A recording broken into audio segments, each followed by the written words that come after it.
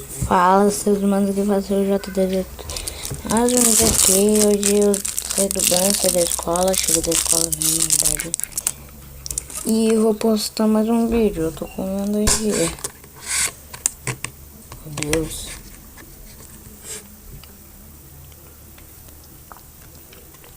Deixa eu pegar vocês aqui, galera. Ó, tô tomando tiro.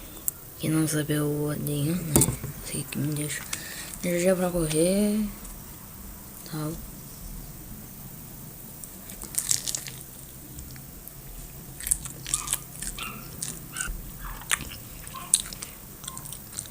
Às vezes vocês falam, não pega no teu óculos.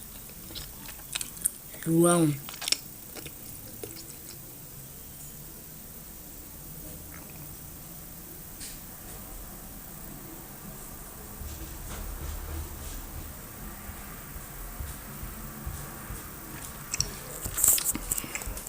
Avó, o tirolzinho funciona.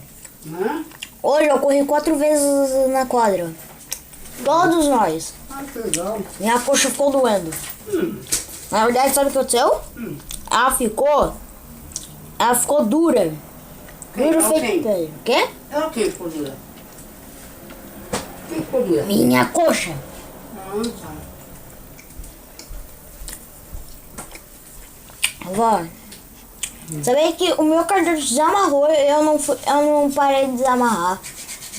Não. Não conseguiu. Não, eu continuei correndo, mas o cadastro não me atrapalhou.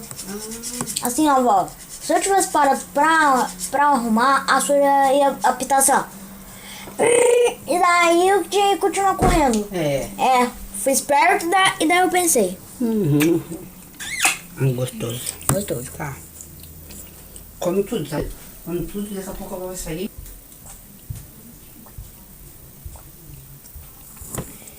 Com a minha avó, né? Ela vai no meu lugar! Ah, tá.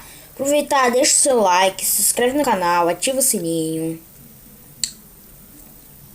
Se você não é inscrito, seja inscrito. Tem vários vídeos. E é só procurar Eleger Barbosa Galindro. E também tem o canal do Pedro, que faz o mesmo que eu falei. Então compartilha o vídeo meu e do Pedro. Pedro... 1, 2, 3, 4... 5 vídeos ele postou. Vai ver que são incríveis. Até cachorrada. Cachorrada. Então é isso, então tchau.